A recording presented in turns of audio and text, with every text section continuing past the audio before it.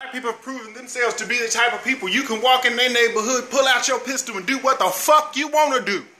Nazis walk in the neighborhood. There's no repercussion.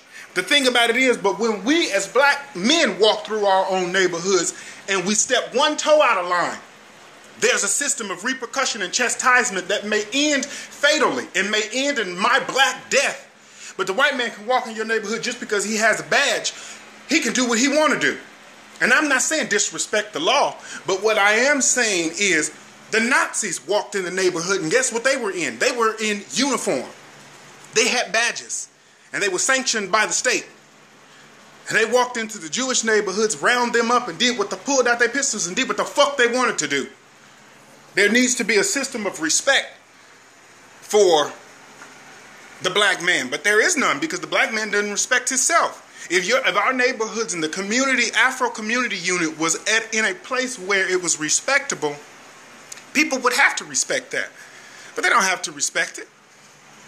30 years old, out there, there's nothing wrong. I'm not putting this brother down. He recently lost his life.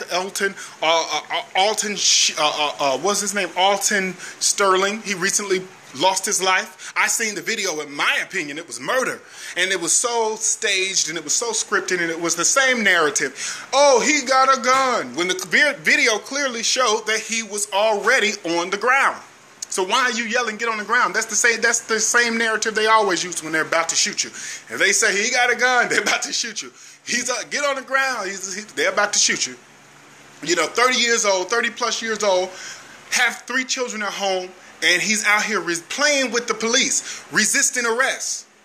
If you are compromised and they already have you, and they're taking you into custody, comply. If you don't agree with it, deal with it in court. You know, but don't aggravate the situation. Yes, we are treated like second and third and fourth class citizens.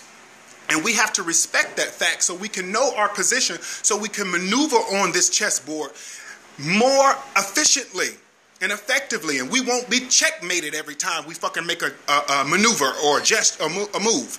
So there definitely needs to be a call to wisdom. Because the black man does not seem to be very wise. And it's like, okay, at what point should we be questioning our intelligence level? Because obviously if we're making and falling into the same snares that the Euro man is setting for us, at what point do we realize, are we slow? Are we not getting it? I mean, we know how to chastise and murder each other. I mean, that's all that's all rap and hip hop sings about. The celebration and the glorification that comes from murdering a nigga. Beating up a fag, and all this other slave ass shit. But George Zimmerman walks his fat ass around and he gets fat off the land and became a damn millionaire off of that murderer of Trayvon. But I can't walk my ass in the city that I was born in, Chicago, Illinois, without getting murdered or my life being threatened to some extent. I had to leave because of it.